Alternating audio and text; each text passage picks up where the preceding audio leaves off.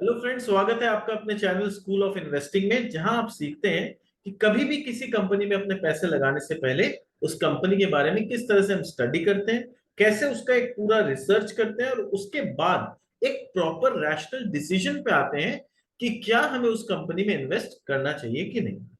जी friends, मेरा नाम है मनीष अग्रवाल और आज जिस कंपनी के बारे में हम डिस्कस करने जा रहे हैं वो कंपनी इंडिया की पैन बनाने वाली सबसे बड़ी कंपनी है और सबसे लोएस्ट कॉस्ट प्रोड्यूसर। यहां तक कि उनका इंडिया में मार्केट शेयर मोर देन 50% है।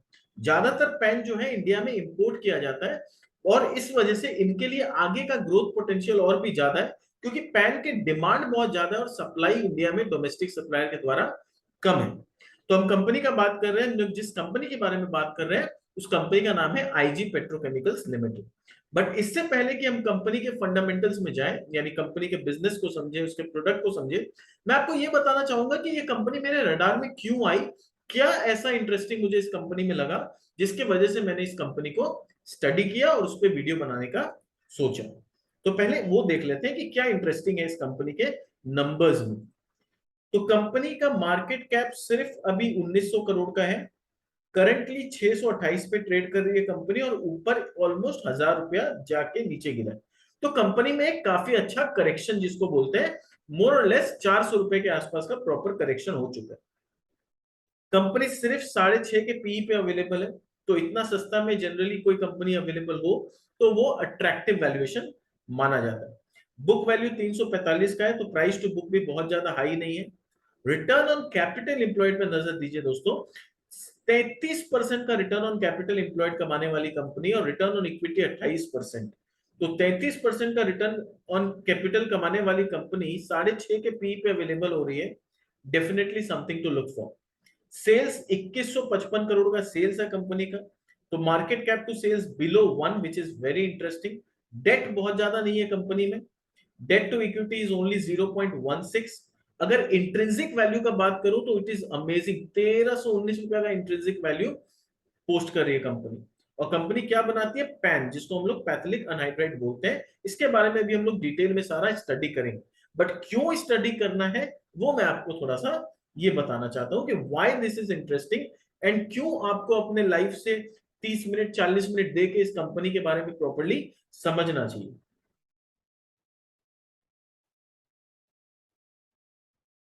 क्वार्टरली अर्निंग्स का अगर हम देखें तो कंपनी का क्वार्टरली अर्निंग्स Q1 का रिजल्ट भी ऑलमोस्ट आ चुका है। तो ग्रोथ Q1 में काफी अच्छा आया है। 517 करोड़ का रेवेन्यू पिछले क्वार्टर में था, वहां से बढ़ के 660 करोड़ का रेवेन्यू आया है। नो डाउट मार्जिन थोड़ा सा फॉल हुआ है, इसी वजह से प्राइस में इतना करेक्शन भी देखने आ रहा है। बट अल्टीमेटली मुझे जो पसंद आता है, मुझे ये पसंद आता है कि ठीक है, मार्जिन तो थोड़ा बहुत कंपटीशन की वजह से, क्रूड ऑयल का प्राइस इतना बढ़ा है उसके वजह से, लॉजिस्टिक्स कॉस्ट की वजह से थोड़ा ऊपर नीचे होगा। मेरे लिए इंटरेस्टिंग ये है कि कंपनी अल्टीमेटली अपने घर में कितना प्रॉफिट लेके जा रही है। तो 113 करोड़ का प्रॉफिट कमाने वाली कंपनी आज 120 करोड़ रुपया अपने पॉकेट में लेके जा रही है। तो अल्टीमेटली एक क्वार्टर में इनके पॉकेट में पैसा ज्यादा आया है, जो मुझे ज्यादा अच्छा लगता है। मार्जिन तो ठीक है, थोड़ा सा इन सब कंपनी में ऊपर नीचे कंपटीशन की वजह से होगा। अर्निंग पर शेयर 23 रुपया 24 रुपया का अर्निंग पिछले क्वार्टर में था, जो इस क्वार्टर में 26 रुपया का अर्निंग पोस्ट किया कंपनी ने, मार्जिन गिरने के बावजूद।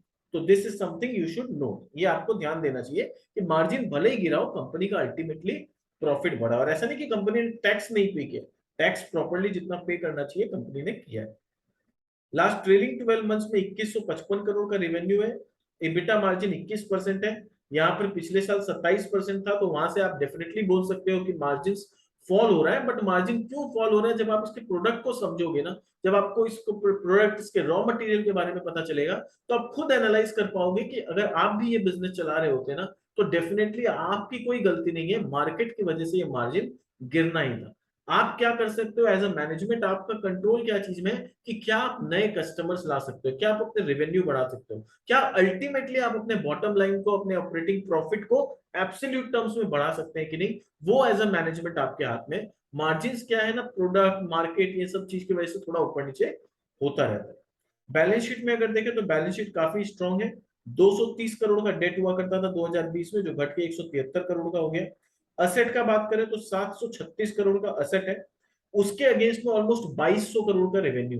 तो asset turn three times asset turnover ratio is not a joke, it is a very good number. और करंट वर्क इन प्रोग्रेस में कितना है, 118 करोड़ वर्क इन प्रोग्रेस में। तो 118 करोड़ का जब असेट इनका तैयार हो जाएगा तो आई कैन एक्सपेक्ट कि यहां से 300 साढ़े 300 करोड़ का और टॉप लाइन इनका बढ़ना चाहिए। तो करीब करीब 2200 करोड़ से कंपनी 2500 2600 करोड़ का टॉप लाइन पे पहुंच सकती है। कैश फ्लो 157 करोड़ का ऑपरेटिंग कैश फ्लो है। इन्होंने कहा इन्वेस्ट किया पैसा, 99 करोड़ इन्होंने अपने फिक्स्ड एसेट यानी एक्सपेंशन में लगाया, 64 करोड़ इन्होंने इन्वेस्ट किया। नाउ क्वेश्चन आता है कि ये इन्वेस्टमेंट क्या होता है।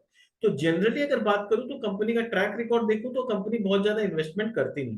तो हो सकता है कि ये जो कैश फ्लो कंपनी ने जनरेट किया और कंपनी को पता है कि ये लोग कुछ एक्सपेंशन करने जा रहे हैं जहां इनको इन पैसे की जरूरत पड़ेगी। पर जब भी कोई कंपनी एक्सपेंशन करता है ना तो सारा पैसा एक ही दिन में या फर्स्ट मंथ में या फर्स्ट क्वार्टर में जरूरत नहीं पड़ता, थोड़ा थोड़ा करके इन्वेस्टमेंट होता है। तो कंपनी को 100 करोड़ का जरूरत था, वो उन्होंने इन्वेस्ट कर दिया। इनके पास अभी भी 64-65 करोड़ रुपया कैश फ्लो का शायद बचा हुआ था। इनको लगा कि ये पैसा अभी इमीडिएट रिक्वायरमेंट नहीं है, तो कहीं तो पार्क करना होगा ना पैसा को जहां से थोड़ा बहुत इंटरेस्ट आ सके। तो इन लोगों ने 64 करोड़ रुपया किसी लिक्विड इन्वेस्टमेंट में इन्वेस्ट कर दिया कि जब जरूरत पड़ेगा फिक्स एसेट में तो वहां इन्वेस्टमेंट बेच के हम अपना पैसा यहाँ पर डिप्लॉय कर देंगे, तब तक वहां से इंटरेस्ट आ जाए। तो this is also a strategic move. तो कंपनी का ये फाइनेंशियल प्लानिंग काफी अच्छा है, खराब नहीं। अब आता है इंटरेस्टिंग चीज हम लोग जो नोट करते हैं कि शेयर होल्डिंग पैटर्न में। तो शेयर होल्डिंग पैटर्न अगर आप देखिएगा तो आपको दिखेगा कि कंपनी के शेयर होल्डर्स यहाँ पर प्रमोटर के पास 69% ऑलमोस्ट होल्डिंग है। फॉरेन इन्वेस्टर हम लोग बात कर रहे हैं, मार्केट में फॉरेन इन्वेस्टर बेच रहे हैं बेच रहे हैं बेच रहे हैं। यहां देखिए फॉरेन इन्वेस्टर खरीदे जा रहे हैं, उल्टा है। जून में 2.37% का होल्डिंग हुआ करता था, फॉरेन इन्वेस्टर ने बढ़ बढ़ के ये 3.45% का होल्डिंग कर लिया है अपने। जो हमारे डोमेस्टिक इन्वेस्टर है, डोमेस्टिक इन्वेस्टर ने थोड़ा सा बीच में कम किया था, पर इस मंथ में जून में उन्होंने दोबारा बाइंग स्टार्ट किया और पब्लिक के पास करीब करीब 25-26% होल्डिंग है और ये भी थोड़ा थोड़ा गिरते जा रहा है। तो मुझे जो लगता है कि जिस तरह से डोमेस्टिक इन्वेस्टर और फॉरेन इन्वेस्टर दोनों का यहाँ पर इंस्टीट्यूशंस का इंटरेस्ट है इस कंपनी में, आगे चल के उनका होल्डिंग बढ़ते जाएगा हर क्वार्टर, पब्लिक के हाथ का शेयर धीरे धीरे कम होते जाएगा and you can see a complete री रेटिंग इन द कंपनी। अब क्वेश्चन आता है मैं क्यों ऐसा बोल रहा हूं कि कंप्लीट री रेटिंग पॉसिबल है कंपनी में। तो उसके लिए हमें समझना होगा कंपनी के बिजनेस को, कंपनी के प्रोडक्ट्स को और कंपनी के मार्जिन और उसके पूरे वैल्यू चेन को। मैं जानता हूं कि मेरे वीडियोस थोड़े से लंबे होते हैं, मुझे कुछ लोगों ने कमेंट भी किया है कि आपके वीडियोस काफी लंबे होते हैं। तो थोड़ा सा आपका टाइम लेना चाहूंगा और अपने लॉजिक को समझाना चाहूंगा कि वीडियो लंबा होने के पीछे कारण क्या है। क्योंकि देखिए इस चैनल का जो ऑब्जेक्टिव है ना कि मैं आपको कंप्लीट इंफॉर्मेशन दे सकूं, मैं कोई आधा अधूरा इंफॉर्मेशन देके किसी भी रिटेल इन्वेस्टर को मिसगाइड नहीं करना चाहता। तो अगर किसी कंपनी को जो 40 साल पुरानी 30 साल पुरानी कंपनी है, जिस कंपनी को रिसर्च करने में हमें 20 घंटे 24 घंटे 25 घंटे का स्टडी लगता है, डीप स्टडी लगता है, उस कंपनी को हम कोशिश करते हैं कि 30 से 40 मिनट में आपके सामने एकदम सिंपल तौर से उस कंपनी के बारे में हर वो कंप्लीट इंफॉर्मेशन आपको दे सके, ताकि आप एक प्रॉपर डिसीजन बना सको कि ये कंपनी अच्छी है कि नहीं और लॉन्ग टर्म इन्वेस्टमेंट करने लायक है कि नहीं। और 10 मिनट का वीडियो में आई डोंट थिंक कि मैं आपको जस्टिस कर पाऊंगा अपने रिसर्च के साथ या आपके साथ कि मैं आपको एक कंप्लीट इंफॉर्मेशन दे सकूं। तो इसलिए मैं रिक्वेस्ट करूंगा कि अगर आपको लगता है कि वीडियो थोड़ा लंबा और आप 30 या 40 मिनट टाइम नहीं निकाल सकते दिन में, कोई बात नहीं, आप नॉलेज पर्पज के लिए आप 10-10 मिनट करके देख लीजिए वीडियो को, या 1.5 के स्पीड पे आप अगर वीडियो देख सकते हैं तो वो देख लीजिए। तो ऑटोमेटिकली 40 मिनट का वीडियो जो है वो 25 मिनट का हो जाएगा। फिर आप 10-10 मिनट करके दो दो बार में जब आप अगर आप नॉर्मली अपने आप को ऑब्जर्व करेंगे ना, तो हम लोग क्या करते हैं, हम लोग तो फेसबुक स्क्रॉल कर रहे होते हैं, हमें पता भी नहीं चलता है कि स्क्रॉल करते करते फेसबुक इंस्टाग्राम हमने कब 40 मिनट 50 मिनट 1 घंटा वहां पर स्क्रॉल करने में बिता दिया। तो वहां पर हम लोग क्या होता है, स्क्रॉल करते करते अपने अपना दिन का 1 घंटा वेस्ट कर देते हैं। बट यहाँ पर आप चाहो तो 10 मिनट करके अगर दिन में 2 बार भी आप देखोगे ना, तो आप एक कंपनी के बारे में पूरा नॉलेज ले लोगे और ये नॉलेज फिर आपके आपके साथ लाइफ टाइम रहेगा कि आपने इस कंपनी के बारे में पूरा समझा है, इसका प्रॉपर नॉलेज है आपको। तो आप कभी भी कोई गलत इन्वेस्टमेंट नहीं करेंगे और गलत इन्वेस्टमेंट करने से बचेंगे। तो आई रिक्वेस्ट यू कि आप थोड़ा सा कोशिश करिए, आप ब्रेक कर करके चाहे हमारे वीडियोस को देखिए, बट 10 मिनट का वीडियो में I don't think I will be able to give you a complete knowledge, इसलिए वीडियोस तो थोड़े लंबे होंगे।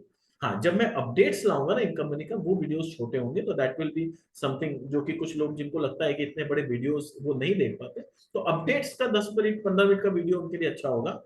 बट अभी फिलहाल जब हम कंपनी के बारे में डीपली स्टडी करना चाहते हैं, तो वहां जरूरी है कि थोड़ा सा हम कंपनी को अच्छे से जाने।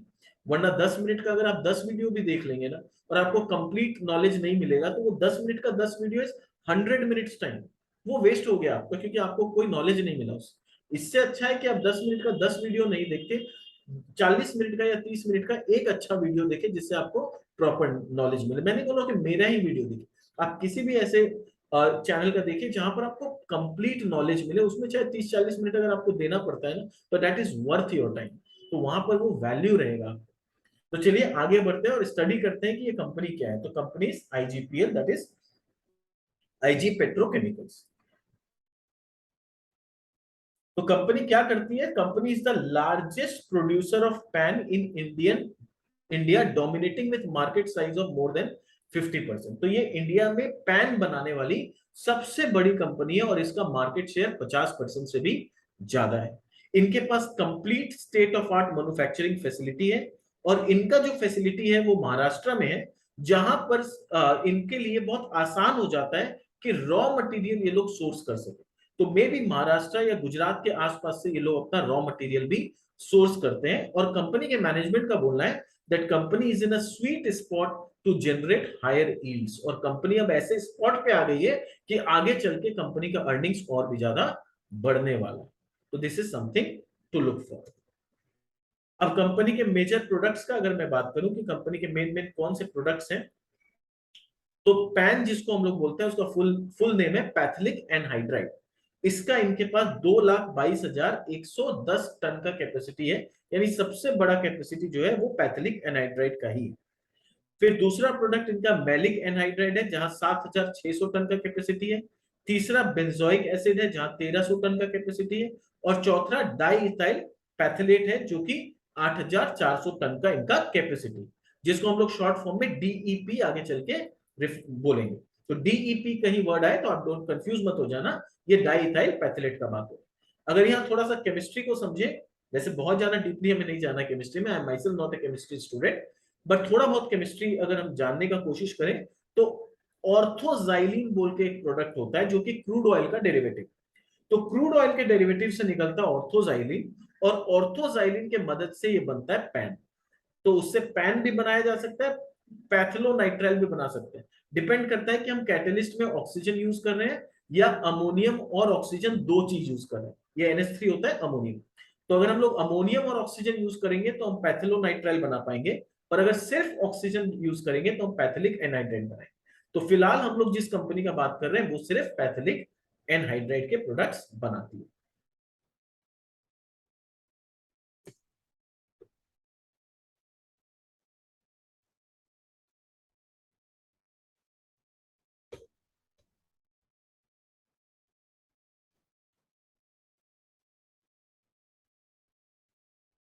तो अभी हम लोग समझेंगे कि पैथिलिक एनहाइड्राइड का ओवरऑल व्यू क्या है, कि कंपनी किस तरह से पैथिलिक एनहाइड्राइड में का इस्तेमाल करती है, और उसके क्या क्या लाइक यूजेस है इस प्रोडक्ट के, कि अल्टीमेटली ये प्रोडक्ट कहां पर कैसे यूज होता है, इसको हम लोग समझेंगे। तो पैन क्या है? Pan is a versatile product intermediate. ये इंटरेस्टिंग चीज है कि ये क्या होता है? इंटरमीडिएट होता है। इंटरमीडिएट का मतलब क्या है ये आपको पहले समझना होगा, वरना आप इस बिजनेस को नहीं समझ पाएंगे। इंटरमीडिएट क्या होता है? रॉ मटेरियल और फिनिश गुड्स के बीच में जो प्रोडक्ट होता है उसको बोलते हैं इंटरमीडिएट। तो रॉ मटेरियल से बनता है इंटरमीडिएट, जो कि एक तरह से का वर्क इन प्रोग्रेस होता है, और वो इंटरमीडिएट कोई कंपनी खरीद के उससे फिर फिनिश गुड्स बनाती है। तो ये जो पैन है ये बेसिकली एकदम रॉ मटेरियल भी नहीं है। रॉ मटेरियल मतलब ऐसा मटेरियल जो एकदम रॉ हो, तो एकदम रॉ भी नहीं है, और ये फिनिश प्रोडक्ट भी नहीं है जिसको कंज्यूमर डायरेक्टली यूज कर सके। तो ये क्या है? बीच का एक प्रोडक्ट है जिसको हम लोग इंटरमीडिएट बोलते हैं। तो ये पैन क्या है? ये इंटरमीडिएट है ऑर्गेनिक केमिस्ट्री में। ऑर्गेनिक केमिस्ट्री क्यों? क्योंकि ये हाइड्रोजन कार्बन कार्बन ये सब की मदद से बनते हैं, यहाँ पर क्रूड ऑयल की मदद से बनता है, तो ऑर्गेनिक केमिस्ट्री में डील करती है। और ये एक डाउनवर्ड स्ट्रीम प्रोडक्ट है बेसिक पेट्रोकेमिकल का, जिसको हम ऑर्थोजाइलिन के नाम से जानते हैं। तो ऑर्थोजाइलिन एक पेट्रोकेमिकल है, उसको जब हम लोग क्रैक डाउन करते हैं, उसको उसका जब डाउनवर्ड डेरिवेटिव प्रोडक्ट बनाते हैं ना, तब ये पैन नाम का प्रोडक्ट बनता है। अब क्वेश्चन आता है ये पैन का इस्तेमाल कहां पर होता है, ये कहां हम यूज करते हैं। So it is used as an intermediate in production of plasticizers, unsaturated polyester resins, alkyd resins and polyols. तो ये चार मेन प्रोडक्ट में यूज होते हैं। क्या? पैन। पैन का इस्तेमाल किसमें होता है? प्लास्टिसाइजर्स बनाने में। और प्लास्टिसाइजर भी एंड प्रोडक्ट नहीं है, प्लास्टिसाइजर के मदद से फिर और कुछ एंड प्रोडक्ट्स बनाए जाते हैं।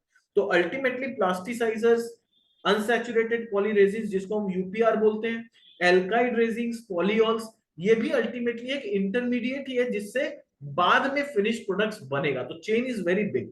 आप देखो क्रूड ऑयल, क्रूड ऑयल से बना पेट्रोलियम, पेट्रोलियम से बनेगा पैन, पैन से बनेगा plasticizers, unsaturated resins, alkyd resins, polyol. फिर अब हम देखते हैं कि प्लास्टिसाइजर कहाँ काम आता है और ये सारे प्रोडक्ट कहाँ। तो प्लास्टिसाइजर जो है ना, इसका 90% इस्तेमाल अगर मैं बोलूं तो पॉलीविनाइल क्लोराइड पीवीसी बनाने में इसका इस्तेमाल होता है। और पीवीसी से क्या बनता है हम लोग जानते हैं, पीवीसी पाइप्स बनता है। तो दैट इज इंटरेस्टिंग, जितना ज्यादा कंस्ट्रक्शन एक्टिविटीज बढ़ेगा उतना पीवीसी का डिमांड बढ़ेगा और प्लास्टिसाइजर्स का भी डिमांड उतना बढ़ता हुआ दिखेगा हम लोग को। नेक्स्ट पॉलीमर, जो पॉलीमर ये लोग बनाते हैं, पॉलीमर क्या होता है? ये ग्लास फाइबर बनाने में यूज होता है। और ग्लास फाइबर का इस्तेमाल जैसे दिन पे दिन बढ़ेगा उतना पॉलीमर्स का डिमांड बढ़ेगा। पेंट्स एंड कोटिंग्स ये बनाने में यूज होता है। तो पेंट्स और कोटिंग्स बनाने में यूज होता है, तो इसमें कौन सा प्रोडक्ट यूज होता है इनका? Alkyd resin. जो एल्काइड रेजिन है वो यूज होता है पेंट्स और कोटिंग्स बनाने में। फिर यूपीआर, यूपीआर क्या होता है? Unsaturated polyester resins. तो अनसैचुरेटेड पॉलिस्टर रेजिन्स जो है वो कहां पर इस्तेमाल होता है? Light weighted auto vehicle parts बनाने में। क्योंकि हम लोग देख रहे हैं कि हम लोग इलेक्ट्रिक व्हीकल्स की तरफ शिफ्ट कर रहे हैं, वहां पर ऑटो व्हीकल्स को क्या है ना, बहुत लाइट वेट होना पड़ेगा ताकि बैटरी उस गाड़ी को प्रॉपर स्पीड दे पाए। तो गाड़ी को लाइट वेट रखने के लिए वहां पर ये यूपीआर, ये जो पॉलिस्टर रेजिन है, इनका डिमांड काफी बढ़ने वाला है क्योंकि गाड़ी में उसका इस्तेमाल बढ़ने वाला है। तो उस वजह से क्या होगा, अल्टीमेटली देखो क्या है, जितना गाड़ी का डिमांड बढ़ेगा, डॉट्स को कैसे कनेक्ट करते हैं ये सीखिए कि जितना गाड़ी का डिमांड बढ़ेगा इलेक्ट्रिक व्हीकल का, उतना गाड़ी को वेट लाइट करने के लिए हम लोग को यूपीआर का जरूरत पड़ेगा। और यूपीआर का जितना डिमांड बढ़ेगा अल्टीमेटली पैन का डिमांड बढ़ेगा। तो ये पूरा वैल्यू चेन पीछे तरफ तक आता है। तो कभी भी आप एज ए कंज्यूमर, क्या होता है हम लोग मार्केट में तो देख नहीं पाते हैं पैन क्या होता है, हम लोग पैन जाके बाजार में खरीदने की कोशिश करेंगे तो थोड़ी मिलेगा। ये सारा बी टू बी बिजनेस होता है। और हम लोग नॉर्मली क्या होता है, हम लोग बी टू सी बिजनेस को मार्केट में ऑब्जर्व करते हैं कि भाई एफएमसीजी क्या है, हमें दिखता है कि क्या खाने पीने का सामान मिल रहा है। कपड़ों का हमें पता है कि भाई अरविंद का कौन सा कपड़ा है, रेमंड्स का कौन सा है, ग्रासिम का कौन सा है, वी नो, क्योंकि वो हमें डायरेक्टली दिखते हैं।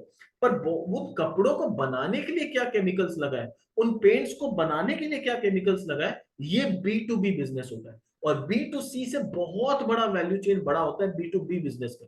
तो जब भी हम लोग इस तरह के कंपनी को रिसर्च करें तो इनका जो बिजनेस है उसको अल्टीमेटली कंज्यूमर तक जो चेन बनता है उसको प्रॉपर समझना बहुत जरूरी होता है। तब आप रियलाइज करोगे कि फ्यूचर में इसका डिमांड पोटेंशियल कितना है। तब आप एक लॉन्ग टर्म विजन बना के इस कंपनी में इन्वेस्टमेंट करने का डिसीजन ले पाएंगे।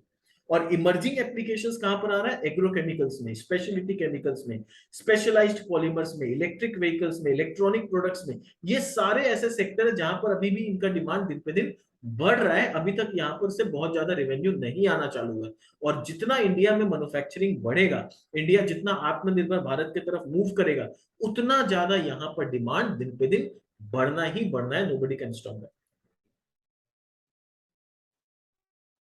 अब हम लोग देखते हैं कि इनका नॉन पैन पोर्टफोलियो में क्या क्या प्रोडक्ट्स हैं। तो नॉन पैन में इनका जो पहला प्रोडक्ट है जैसे मेलिक एनहाइड्राइड, जिसको MA या MAN भी बोलते हैं, कहीं कहीं पर MA बोला जाता है, कहीं पर MAN बोलते हैं। तो मेलिक एनहाइड्राइड, इसमें इनका कैपेसिटी 7600 टन का है। मेलिक एनहाइड्राइड कहाँ यूज होता है इसको समझते हैं अपने। ये यूज होता है मेनली ऑटोमोबाइल्स में, यूज होता है रेजिन्स के तौर पे, यूपीआर बनाने में इस्तेमाल होता है। दूसरा लुब्रिकेटिंग ऑयल ऑडिटिव्स बनाने में यूज होता है।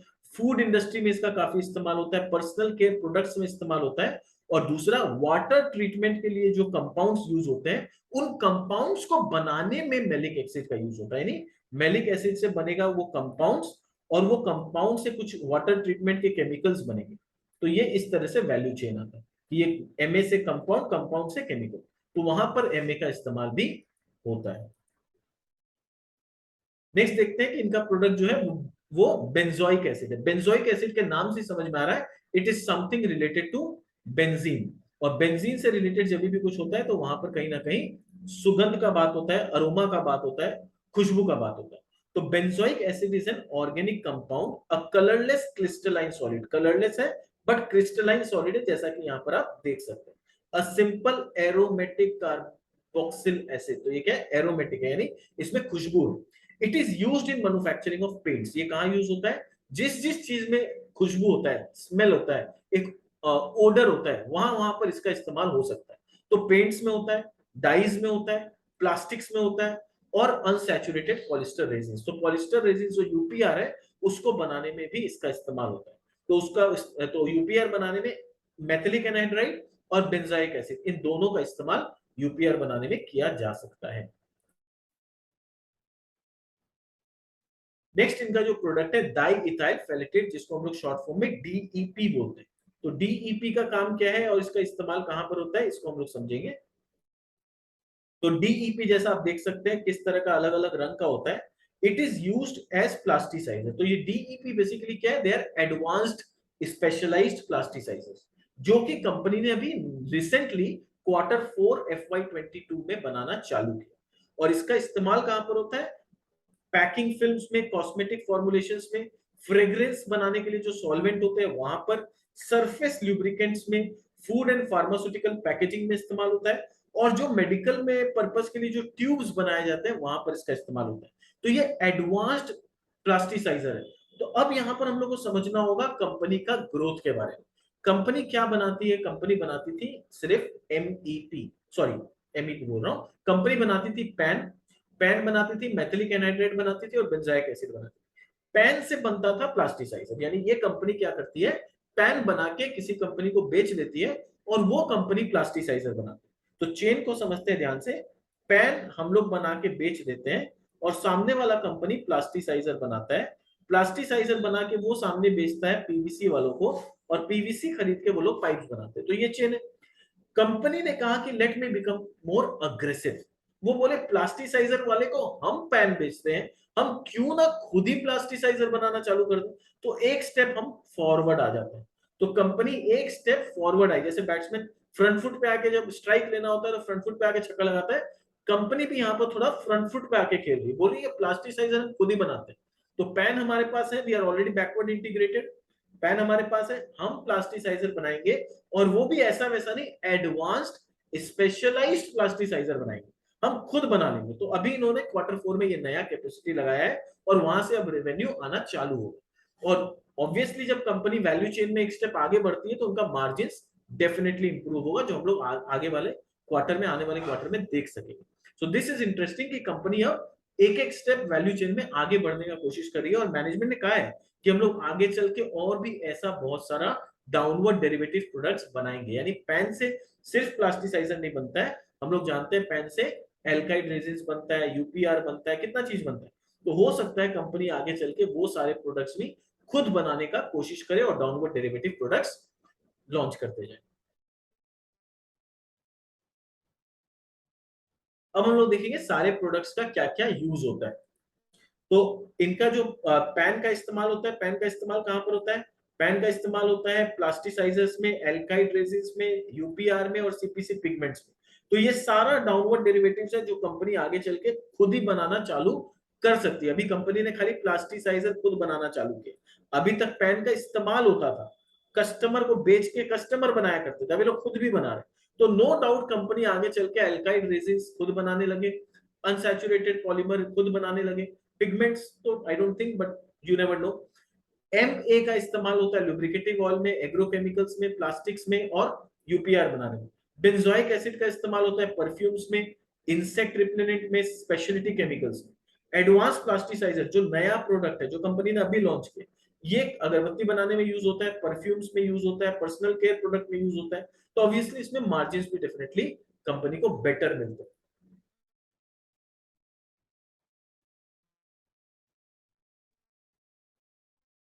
अब हम लोग देखते हैं इसका इंडस्ट्री साइज क्या है। तो पैन का जो मार्केट साइज है $3.7 बिलियन का।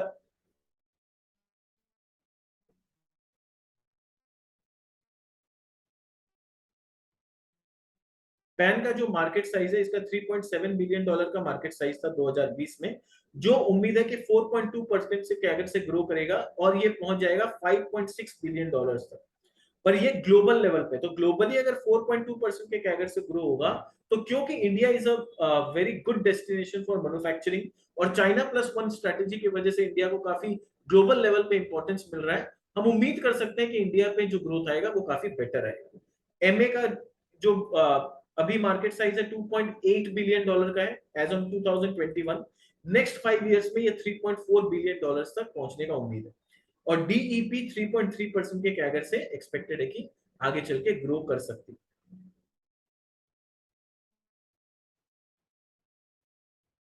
गवर्नमेंट ने सपोर्ट किया है, यहाँ पर ये बहुत ही अच्छा न्यूज है जो पिछले साल आया था कि अभी तक क्या होता था, पैन के प्रोडक्ट को दिक्कत ये होता था कि चाइना, साउथ कोरिया, थाईलैंड से डंपिंग किया जाता था पैन के प्रोडक्ट्स का, तो इंडिया के जो प्लेयर्स है वो प्रॉपर मार्जिन नहीं कमा पाते थे या वो लोग कंपीट ही नहीं कर पाते। तो इंडिया में जो लोग पैन खरीदने वाले हैं वो लोग बोलते थे कि भैया चाइना मेरे को सस्ता में दे रहा है, थाईलैंड मेरे को सस्ता में दे रहा है, हम आपसे क्यों खरीदें। और क्वेश्चन आता है कि चाइना और थाईलैंड ये लोग सस्ता में अगर देंगे तो एज अ कस्टमर मैं भी बोलूंगा जहां सस्ता मिलेगा वहां लेना है मेरे को। तो गवर्नमेंट ने इनको सपोर्ट करने के लिए, आत्मनिर्भर भारत को सपोर्ट करने के लिए क्या किया, चाइना, इंडोनेशिया, थाईलैंड और साउथ कोरिया से आने वाले सारे पैन के ऊपर एंटी डंपिंग ड्यूटी लगा दिया, ताकि जब इंडिया में लैंड करे ना वो प्रोडक्ट, तो हमारे प्रोड्यूसर का और उनके प्रोड्यूसर का जो प्राइस है वो ऑलमोस्ट पैरेलल हो जाए। तो यानी एक प्रॉपर पैरेलल कंपटीशन का जगह मिले, तो हमारे प्लेयर्स को भी डिमांड मिलेगा। तो ऑब्वियसली जब सेम दाम में मिलेगा तो थोड़ा तो पेट्रियटिज्म जागेगा ना। एज एन इंडियंस हम लोग का क्या होता है, जब डिस्काउंट का बात होता है तो हम लोग थोड़ा पेट्रियटिज्म को सेक्रीफाइस कर देते हैं, पर अगर सेम प्राइस में हम लोग को मिले प्रोडक्ट चाइना का और इंडिया का, तो डेफिनेटली हम लोग इंडियन सप्लायर से लेना पसंद करेंगे। तो इसीलिए क्या है, एंटी डंपिंग ड्यूटी गवर्नमेंट ने लगाया और मैनेजमेंट ने कहा है this is a very good initiative which the government has taken. Import export view अगर हम देखें तो क्या है कि इंपोर्ट जो है पैन का इंडिया में 2007 से 2017 तक काफी बढ़ गया था क्योंकि डिमांड दिन पे दिन बढ़ते जा रहा था। पैन का एक्सपोर्ट इंडिया में 2008 में काफी ज्यादा हुआ था, बट अनफॉर्चुनेटली या फॉर्चुनेटली बोले, इंडिया में क्योंकि इतना डिमांड था और इंडिया के लोग खरीद रहे थे, तो जो सप्लायर्स है वो बोले जब इंडिया में मेरा माल बिक जा रहा है तो हमें एक्सपोर्ट करने की जरूरत क्या है, तो एक्सपोर्ट काफी कम हो गए। और अभी भी क्या है, इंडिया में जो डिमांड है which is far more than the supply available. तो अभी भी जब कोई प्लेयर अपना कैपेसिटी एक्सपेंशन करता है, जैसा कि ये कर रही है, दो प्लेयर है देखिए इंडिया में, अगर मैं पैन का बात करूं तो there are two major player, IG Petro and Tirumalai chemical, और दोनों में ही काफी अच्छा एक्सपेंशन आ रहा है। अगर आपको तिरुमलाई का भी बिजनेस समझना है तो आप मुझे कमेंट में लिख के भेजिएगा, मैं उस पर भी काफी डीप स्टडी करके आपको वीडियो बनाऊंगा ताकि आप समझ पाए कि तिरुमलाई का बिजनेस और ये आईजी पेट्रो जो भी हम कर रहे हैं उन दोनों में अगर डिफरेंस है तो क्या है, क्योंकि दोनों ही पैन बनाने वाली कंपनी। तो आगे चलते हैं। तो इसका एक्सपोर्ट कम होने लगा और एमए जो मैथिलिक एनहाइड्राइड है उसका मार्केट तो इंडिया में पूरी तरह से इंपोर्ट डिपेंडेंट है। कहीं ना कहीं आज भी थोड़ा हम इंपोर्ट पे डिपेंडेंट करते हैं, क्योंकि एमए बनाने वाली शायद आईजी पेट्रो एकमात्र कंपनी है। तिरुमलाई केमिकल भी बनाती है बट शायद उसका कैपेसिटी बहुत ज्यादा नहीं है जहां तक मेरे को याद है। तो मेन जो सप्लायर है वो आईजी पेट्रो ही मैथिलिक एनहाइड्राइड बनाती है, और क्योंकि डिमांड इतना ज्यादा है हम लोग आज भी इंपोर्ट पे काफी ज्यादा डिपेंडेंट है। इनका मैन्युफैक्चरिंग फैसिलिटी का बात करूं तो मैन्युफैक्चरिंग फैसिलिटी में इंटरेस्टिंग चीज आपको जो मैं दिखाना चाहूंगा वो ये है कि स्टीम जो ये लोग जनरेट करते हैं ना प्रोडक्शन से, उसी को दूसरे प्रोसेस में यूज कर लेते हैं अपने पावर रिक्वायरमेंट के। अब क्या है, जब भी हम कोई केमिकल कंपनी को स्टडी करते हैं तो दो चीज आप हमेशा ध्यान दीजिएगा जब भी आप केमिकल कंपनी को स्टडी करें। पहला, कंपनी कितनी ज्यादा इंटीग्रेटेड है, क्या रॉ मटेरियल सोर्स स्टेबल है, क्या ये डाउनवर्ड डेरिवेटिव प्रोडक्ट्स बना रही है। तो कंपनी जितनी ज्यादा इंटीग्रेटेड होते जाएगी ना, उस वो अपने वैल्यू चेन में उतना प्रॉस्पर करते जाएगी, उनका मार्जिन उतना बढ़ते जाएगा, उनका मार्केट रीच कस्टमर्स उतने ज्यादा बढ़ते जाएंगे। पहला चीज। दूसरा चीज जो नोट करना है कि क्या उनके पास खुद का कैप्टिव पावर सोर्स है कि नहीं, क्योंकि power cost is very high in chemical companies. तो कैप्टिव पावर जब होगा तो वहां पर पावर कॉस्ट कंपनी बचा लेगी, तो they will become the lowest और the low cost producer company. तो यहां पर इंटरेस्टिंग है कि स्टीम जो जनरेट होता है उससे खुद पावर बना लेती है, and they have 100% energy requirement met through captive power plant. तो ये बताती है कंपनी का स्ट्रेंथ कि कंपनी के पास खुद का 100% कैप्टिव पावर कैपेसिटी है। They are world's largest PAN manufacturer at single location. ऐसा नहीं कि दुनिया में सबसे ज्यादा ये बनाती है, एक ही लोकेशन पे बनाने वाली दुनिया की सबसे बड़ी कंपनी। इनका प्लांट कहां पर है? तलोजा महाराष्ट्र में प्लांट है, और एक ही प्लांट है पूरे कंपनी में। फिर न्यू एफ्लुएंट ट्रीटमेंट प्लांट इन्होंने लगाया है, जहां पर ये लोग पार्शियल जीरो डिस्चार्ज कंपनी बन चुकी है, और ये लोग एफर्ट कर रहे हैं कि हम लोग पूरी तरह से जीरो डिस्चार्ज फैसिलिटी बन जाए। ये इनका मेन टारगेट है। This is where they want to reach.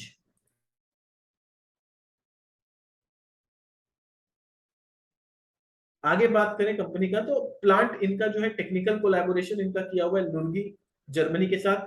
Company has distinct sourcing and selling advantage. इनके पास रॉ मटेरियल सोर्स करने का भी बहुत बड़ा एडवांटेज है, और बेचने का भी बहुत बड़ा एडवांटेज है। क्यों है? Because of their strategic location in the western chemical belt. ये वेस्टर्न केमिकल बेल्ट को समझिए कि ये सपोज हमारा इंडिया है, तो इंडिया में भी तो नॉर्थ, ये वाला पोर्शन जो है ये ईस्ट है, ये वेस्ट है, और हम लोग जितना भी एक्सपोर्ट करते हैं मेनली यूरोपियन कंट्रीज में करते हैं, जो कि वेस्ट में।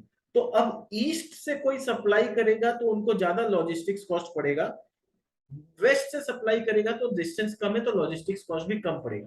तो यही मैनेजमेंट बोलना चाह रही है कि हम लोग को ये डिस्टिंक्ट एडवांटेज मिलता है, क्योंकि हम लोग वेस्टर्न बेल्ट में है, वहां पोर्ट फैसिलिटी है, और जो रॉ मटेरियल भी ये लोग खरीदते हैं, ये लोग जहां तक है इनका जो रॉ मटेरियल ऑर्थोजाइलिन है, ये लोग Reliance is the only producer of ऑर्थोजाइलिन।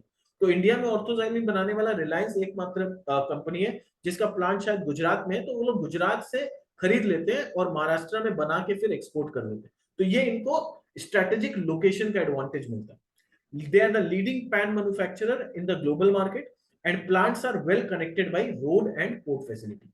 और प्लांट में रोड और पोर्ट फैसिलिटी दोनों काफी अच्छा है। अब हम देखते हैं कि ये जो इनका प्रोडक्ट है, ये प्रोडक्ट में लोग क्या बनाते हैं? लोग जानते हैं पैन बनाते हैं, और फिर क्या है, मैलिक एनहाइड्राइड बनाते हैं, बेंजाइक एसिड बनाते हैं, और डीईपी बनाते हैं। पर इसका पूरा वैल्यू चेन अगर हमें समझना है तो हमें नेक्स्ट स्टेप जाना होगा। दिस इज इंटरेस्टिंग कि ये देखिए, ये लोग क्या बनाते हैं? ये लोग पैन बनाते हैं। पैन का बाई प्रोडक्ट होता है ये मैलिक एनहाइड्राइड, जो ये लोग प्रोडक्ट बोलते हैं, बेंजोइक एसिड जो ये प्रोडक्ट बोल के बेचते हैं, एक्चुअली इनको फ्री में मिलता है। तो ये समझ लीजिए, इनसे जो रेवेन्यू है ना, ये ऑलमोस्ट कंपनी के लिए फ्री में आ रहा है, क्योंकि ये बाई प्रोडक्ट है। जब आप पैन बनाओगे तो ये दो प्रोडक्ट ऑटोमेटिकली कचरा के जैसे बाई प्रोडक्ट के तौर पे निकलता है। और अगर आप कचरा को बेच के भी पैसा कमा सकते हो, रेवेन्यू जनरेट कर सकते हो, उससे अच्छा आपके लिए क्या हो सकता है? तो इनको मैलिक एनहाइड्राइड और बेंजाइक एसिड बनाने में कोई प्रॉब्लम नहीं है, ये अपने आप बनता है, तो कोई एक्स्ट्रा खर्चा नहीं होता है। थोड़ा बहुत जो रिफाइनिंग का लगता होगा या थोड़ा सा क्लीनिंग विनिंग का, तो अलग बात है, अदरवाइज मेन इनका कोई अलग से रॉ मटेरियल नहीं लगता। डीईपी क्या है? ये डाउनवर्ड डेरिवेटिव प्रोडक्ट है। जैसा मैंने बताया, कंपनी अपने को एक स्टेप फॉरवर्ड लेके जा रही है। अभी तक ये लोग पैन बनाते थे, अब ये लोग पैन के बाद एक स्टेप और आगे जाके खुद ही प्लास्टिसाइजर, वो भी एडवांस प्लास्टिसाइजर बना रहे हैं। अब आता है पैन किससे बनता है? पैन बनता है ऑर्थोजाइलिन से, and Reliance is the only manufacturer of ऑर्थोजाइलिन in India. तो आईजी पेट्रो रिलायंस से ही खरीदती होगी, ये हम अज्यूम कर सकते हैं। अब ऑर्थोजाइलिन किससे बनता है? पेट्रोलियम से। पेट्रोलियम कहां से आता है? क्रूड ऑयल से। तो ये इनका पूरा वैल्यू चेन है। अब पूरा वैल्यू चेन में इंपॉर्टेंट क्या है? Starting product is crude oil, ending product is pan. तो जब जब क्रूड ऑयल का दाम बहुत ज्यादा बढ़ जाएगा, तब तब पैन का प्राइस इनको मार्केट में बढ़ाना पड़ेगा अपने मार्जिन को सस्टेन करने के लिए। बट इन केस मार्केट में प्राइस बढ़ने के लिए, या जो इनके कस्टमर है उनके साथ अगर कोई लॉन्ग टर्म कॉन्ट्रैक्ट किया होगा जहां पर ये लोग इमीडिएटली प्राइस पास ऑन नहीं कर पाएंगे अपने कस्टमर को, तो इनके मार्जिन में थोड़ा सा डिप देखने मिलेगा, जो नेचुरल है। तो इस कंपनी में, इस तरह की कंपनी में क्या हो रहा है? They are directly connected to the price of crude oil. Crude oil का प्राइस जैसे जैसे बढ़ेगा, इनके मार्जिन में थोड़ा सा इनको इम्पैक्ट देखने मिलेगा। और जैसा कि हमने Q1 में देखा कि इनका मार्जिन थोड़ा सा इम्पैक्ट हुआ भी है, क्योंकि क्रूड ऑयल हम जानते हैं $100 से भी ऊपर चला गया था। तो हमें बिजनेस को समझना होगा, और तब हम जस्टिफाई कर पाएंगे कि मैनेजमेंट का दोष है इसमें या मार्केट सिचुएशन ऐसा है। तो मैं तो यहां मैनेजमेंट को क्रेडिट दूंगा कि मार्केट सिचुएशन ऐसा था, आपका मार्जिन डिप हुआ, कोई बात नहीं, बट स्टिल आपने ज्यादा ऑपरेटिंग प्रॉफिट कमाया, आपने अपने रेवेन्यू को बढ़ाया, आपने अपने बॉटम लाइन को बढ़ाया। मार्जिन थोड़ा सा श्रिंक हुआ, ठीक है, जब क्रूड ऑयल का प्राइस नॉर्मलाइज होगा वो मार्जिन दोबारा से आ जाएगा। बट इंपॉर्टेंट है, क्या आप नए कस्टमर्स गेन कर रहे हैं, क्या आपका टॉप लाइन बढ़ रहा है, क्या आप अल्टीमेटली एब्सोल्यूट टर्म में ज्यादा प्रॉफिट अपने घर लेके जा पा रहे हैं कि नहीं। That is more important for me, मेरे को वो चीज ज्यादा इंपॉर्टेंट लगता है।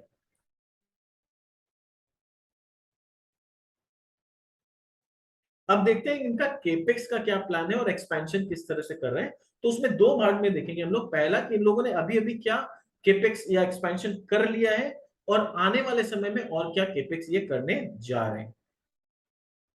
तो क्या क्या केपेक्स इन लोगों ने रिसेंटली कमीशन किया है, that is something to look for. कि PA4 इनका जो प्लांट 4 है, टोटल इनके पास प्लांट 4 प्लांट है, और अभी पांचवा ये लोग आएगा। अभी पांचवा पे एक्सपेंशन का काम चल रहा है। तो अभी हम लोग बात करें प्लांट 4 का। प्लांट 4 भी इन्होंने रिसेंटली बनाया है, जहां पर इन्होंने पैन का कैपेसिटी 53,000 टन से बढ़ाया है। और एडवांस प्लास्टिसाइजर जो मैंने बताया नया इन लोगों ने कमीशन किया 8,400 टन का कैपेसिटी, अभी अभी नवंबर 2021 में ये कमीशन हुआ।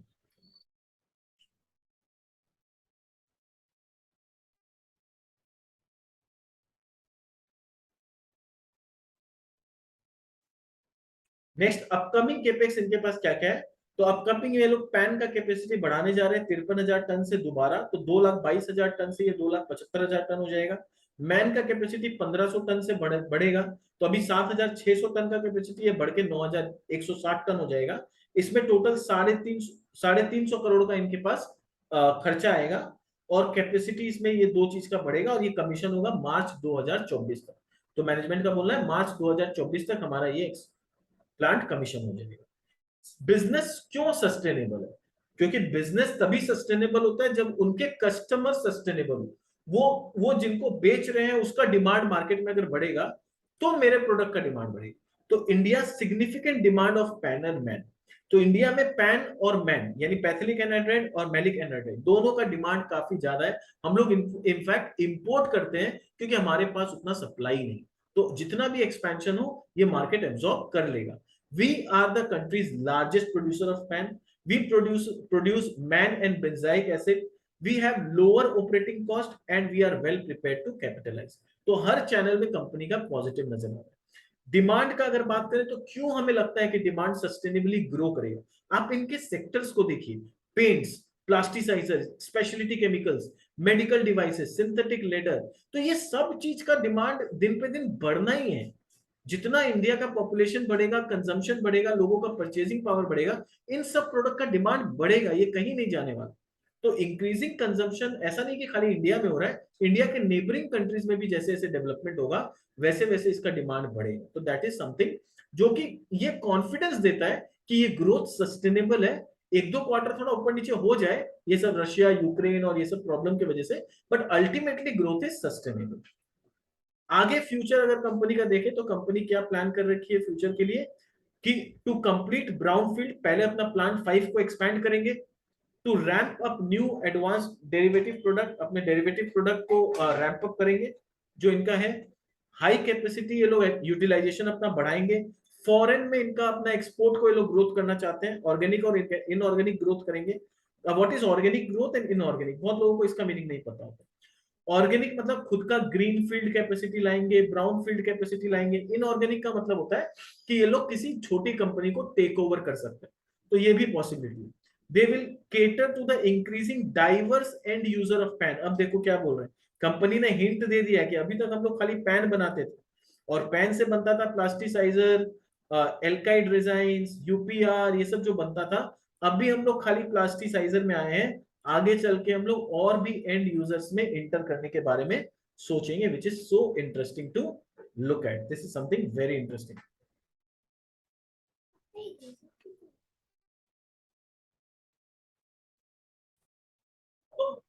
इनके एमडी का क्वार्टर 4 के रिजल्ट के बाद उनका क्या कहना था। क्वार्टर 1 का तो रिजल्ट अभी आया है, उनका ट्रांसक्रिप्ट जब आएगा तो मैं अपडेट करूंगा इसका कि कैसे क्या क्वार्टर 1 में मैनेजमेंट का है। बट क्वार्टर 4 में उन्होंने जो इंटरेस्टिंग बात बोला, दैट इज समथिंग इंटरेस्टिंग। ये देखिए, brownfield expansion of PA5 is on track and we target to commercialize the same by March 24। ये इन्होंने अपडेट दिया। फिर बोल रहे हैं गिवन द ग्रोइंग डिमांड, ये वाला पैराग्राफ देखिए, given the growing demand for downward derivative product. ये बोल रहे हैं कि डाउनवर्ड डेरिवेटिव प्रोडक्ट का डिमांड दिन पे दिन बढ़ते जा रहा है, और इस वजह से हम लोग सोच रहे हैं कि हम लोग अपने आप को भी एक स्टेप आगे बढ़ाएं इस वजह से company has added diethyl phthalic, that is DEP, to the product portfolio. The capacity expansion of DEP has given a thrust to the company's long term growth trajectory. यानी ये जो नया प्रोडक्ट ये लोग लॉन्च करने में सक्सेसफुल हुए, develop करने में सक्सेसफुल हुए, कंपनी को एक लॉन्ग टर्म ग्रोथ ट्रेजेक्टरी के लिए कॉन्फिडेंस आ गया कि जब हम प्लास्टिसाइजर खुद बना सकते हैं तो हो सकता है आगे चल के एल्काइड रेजिन्स भी हम लोग खुद बना ले, यूपीआर पॉलिस्टर भी हम लोग खुद ही बना ले। तो ये चीज कंपनी को कॉन्फिडेंस दे रहा है कि आगे हम और भी अपने बिजनेस को मैनिफेस्ट कर सकते हैं। तो दिस इज वेरी इंटरेस्टिंग। तो कंपनी आगे चल के ये सब प्रोडक्ट में जब आएगी तो ये इनका प्रोडक्ट पोर्टफोलियो और भी ज्यादा इंटरेस्टिंग हो जाएगा। अब इनका फाइनेंशियल ट्रेंड्स देखें तो कंपनी का रेवेन्यू, ओवरऑल रेवेन्यू हर साल बढ़ा ही है। 1100 करोड़ की कंपनी ऑलमोस्ट 1900 करोड़ का रेवेन्यू जनरेट करने लगी है। पैट मार्जिन ठीक है, इस साल थोड़ा सा गिरा है, बट ओवरऑल आप देखो हिस्टोरिकली तो यही पैट मार्जिन रहता है। एबिटा मार्जिन 22% है, पिछले साल 27% था। क्यों क्यों इसलिए था क्योंकि पिछले साल लॉकडाउन जो था तो इंडिया के जो बायर्स थे उनके पास मजबूरी था कि उनको इंडियन प्लेयर से ही खरीदना पड़ेगा, तो वहां पर इनको एडवांटेज था, ये लोग अपने प्राइस को काफी हाई कोट करके हाई मार्जिन में बेच रहे थे। पर अब चीज थोड़ा नॉर्मल हो रहा है तो इंपोर्ट भी होना चालू हो गया धीरे धीरे, भले ही एंटी डंपिंग ड्यूटी लगा है, but they are not losing that monopoly power. पिछले साल जो इनके पास एक मोनोपोली पावर था वो धीरे धीरे थोड़ा सा लूज कर रहे हैं, तो मार्जिन वो एब्सर्ड मार्जिन तो नहीं मिलेगा। और एज एन इन्वेस्टर हमेशा हम लोग को सस्टेनेबल मार्जिन के बेसिस पे ही वैल्यूएशन करना चाहिए, एब्सर्ड मार्जिन के बेसिस पे कभी भी कंपनी को वैल्यू नहीं करना चाहिए। इबिटा इनका ग्रो कर रहा है, 416 करोड़ का इबिटा हुआ है। तो मेरे लिए जो इंपॉर्टेंट होता है कि रुपी टर्म्स में कंपनी का प्रॉफिट बढ़ रहा है कि घट रहा है। तो अगर रुपी टर्म्स में अच्छा ग्रोथ आ रहा है यानी कंपनी अच्छा बिजनेस कर रही है, और आगे चल के ये ग्रोथ शेयर के प्राइस में नजर आएगा। पैट भी इनका बढ़ रहा है, पैट इनका 190 करोड़ से 270 करोड़। तो everything is good about the company, ऐसा कुछ नेगेटिव कंपनी में फिलहाल नहीं दिख रहा है। कंपटीशन है, मार्जिन थोड़ा श्रिंक किया है, I have no problem in admitting कि मार्जिन श्रिंक कर रहा है, वो थोड़ा सा नेगेटिव होता है, but as long as your top line is growing, आपका प्रॉफिट बढ़ रहा है, आपका इबिटा बढ़ रहा है, ठीक है, मार्जिन कंपटीशन की वजह से थोड़ा बहुत ऊपर नीचे हो सकता है।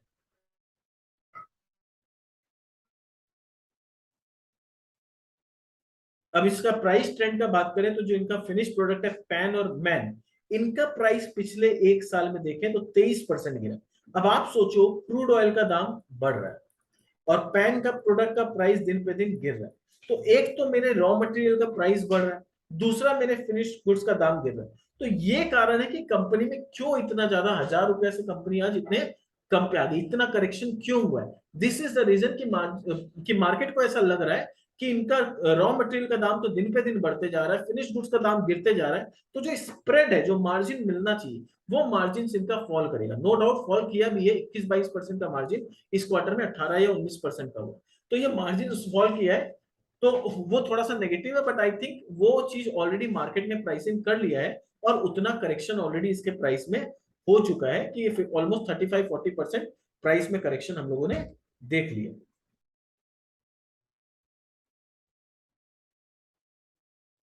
वैल्यूएशंस का बात करें तो valuation according to my estimate, जो मैंने वैल्यूएशंस किया है, मुझे लगता है कि कंपनी का अभी जो रिवेन्यू है ये एक 1880-90 करोड़ के आसपास है।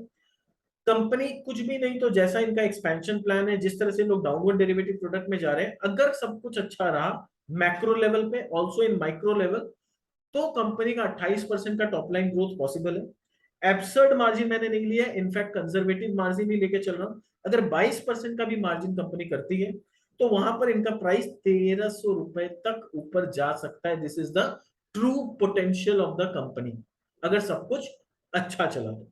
अगर बहुत अच्छा नहीं भी, एक नॉर्मल फेज में भी चलता है, 25% का अगर टॉप लाइन ग्रोथ होता है और मार्जिन 22% नहीं 20% खाली अगर ये लोग पूरे साल में कर पाते हैं, तो भी ये 860 रुपए का इसका प्राइस हो सकता है। That is what the valuation deserves.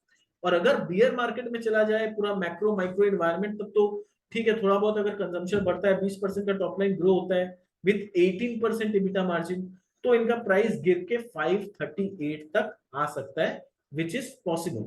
तो बुल फेज में 1320 रुपया, नॉर्मल फेज में 860 और बियर फेज में 538 तक पॉसिबिलिटी है जो हो सकता है।